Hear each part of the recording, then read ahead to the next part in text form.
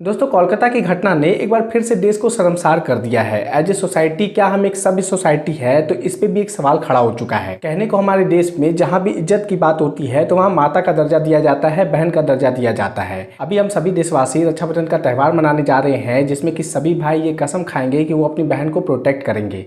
लेकिन as a society, as a देश, हमारे देश में महिलाएं सुरक्षित नहीं है। चाहे अभी ये एक स्टेट ले लो या अलग स्टेट, ये जगह बदलते रहता है लेकिन सिचुएशन जो का त्यों है। ऑन एन एवरेज कह लो कि हर दिन हमारे देश में करीब 90 रेप हो जाती है। तो सवाल ये उठता है कि आखिर हमारे देश में हो क्या रहा है, हमारी महिलाओं के साथ क्या हो रहा है, और क्या एज ए सोसाइटी हम लोग इस चीज को कंट्रोल करने में नाकाम है, और क्या ये नहीं सुधर सकता? तो चलिए आज इस वीडियो में हम इसी पर बात करते हैं। तो देखो, स्टोरी स्टार्ट होती है आपका कोलकाता के आरजीकर मेडिकल कॉलेज से, जहां पर एक ट्रेनी डॉक्टर जो कि 31 साल की होती है, वो 36 घंटे की शिफ्ट पर होती है, यानी कि ऑन ड्यूटी पर होती है। और 8 अगस्त की रात को ही वो अपनी ड्यूटी के दौरान वो आराम कर रही होती है सेमिनार हॉल में, जहां पर अगले दिन 9 अगस्त को उनकी बॉडी डेड पाई जाती है, जिसमें कि उनके प्राइवेट पार्ट से बहुत सारे खून निकल रहे होते हैं, उनकी आंखों से खून रहे होते हैं, मल्टीपल इंजरीज होती है। और इनिशियली में जब उनके फादर्स को, उनके पेरेंट्स को जब ये कॉल किया जाता है तो उसी हॉस्पिटल से ये कॉल जाता है कि आपकी बेटी ने सुसाइड कर लिया है। इवन उनके पिता जब हॉस्पिटल आते हैं तो उनको 3 घंटे का वेट करना पड़ता है अपनी बेटी को देखने के लिए। और जब वो अपनी बेटी को देखती हैं तो वो सीधा कहते हैं कि इनका गैंग रेप हुआ है, इनके साथ रेप हुआ है, मर्डर हुआ है,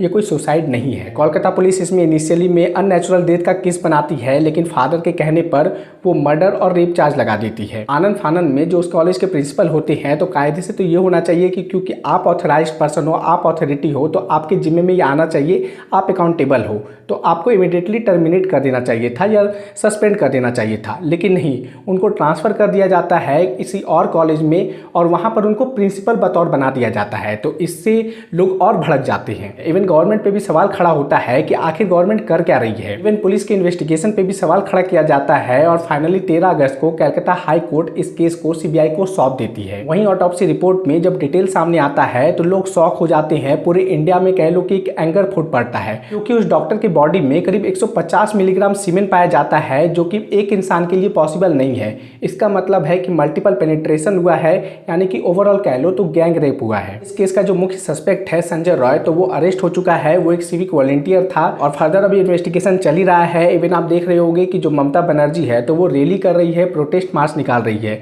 अब किसके लिए वो प्रोटेस्ट मार्च निकाल रही है, तो ये देश सवाल जानना चाहता है, क्योंकि आप अपने गवर्नमेंट के खिलाफ आप प्रोटेस्ट कर रहे हो। ये तो वही बात हो गई कि हमारे देश में कोई प्रॉब्लम आए और नरेंद्र मोदी प्रोटेस्ट करने लग जाए। वेल, अभी ये इन्वेस्टिगेशन चल ही रहा है। सभी लोग डिमांड कर रहे हैं कि स्ट्रिक्टेड एक्शन हो, जल्द से जल्द डेथ पेनल्टी मिले उसको।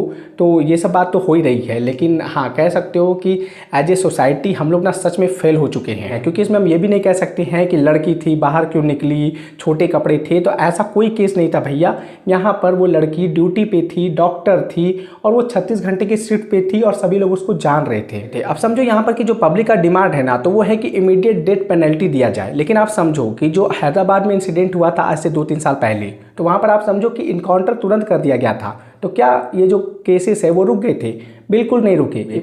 हम लोग जब भी बात कर रहे हैं ना, तो हम लोग बात कर रहे हैं किस चीज़ का, कि हम लोग एक्शन की डेथ पेनल्टी दो। डेथ पेनल्टी से कुछ नहीं होगा, उसको फास्ट ट्रैक कोर्ट में ले जाना बहुत ज़रूरी है कि एकदम अपराधियों के मन में ना ये माइंड में हो कि हाँ, अगर मैंने ये काम किया तो मुझे तुरंत ही इसकी सज़ा मिल जाएगी। यहाँ होता है क्या हमारे देश में कि जो कोर्ट और दरवाजे, मतलब कह सकते हो कि हमारे सिस्टम का इतना चक्कर लगता है ना, कि वो हो जाता है कि केस इतना लंबा खिंच जाता है कि जो पीड़ित होते हैं, विक्टिम होते हैं, वो कह लो ना कि एकदम निराश हो जाते हैं। इवन कह सकते हो ना कि इसके लिए फेमस सा लाइन है कि justice delay is justice denied. तो इस तरह के केसेस में हमारे देश में ऐसा प्रोविजन होना चाहिए ना कि एक फास्ट ट्रैक कोर्ट बनाया जाए स्पेशल इन सब चीज़ों के लिए, जिसमें कि 6 महीने के अंदर फास्ट ट्रैक कोर्ट में इसका निपटारा हो जाए और 1 साल के अंदर सुप्रीम कोर्ट भी जजमेंट अपना फाइनल दे दे। वो कोर्ट वाला जो चक्कर चलते रहता है सालों साल, तो वो जल्दी से खत्म होना चाहिए, जिससे कि जितने भी अपराधी हैं, जो क्रिमिनल है, इस तरह के हैवान लोग हैं, तो उनके माइंड में रहेगा कि हाँ, अगर इस तरह का केस किया तो तुरंत ही आपको सज़ा मिल जाएगी। और एज ए सोसाइटी भी हमें समझना होगा, एजुकेशन इस तरह प्रॉपर तरीके से देना होगा, बचपन से ही सिखाना होगा कि जो सामने वाला है तो उसको भी रिस्पेक्ट करना चाहिए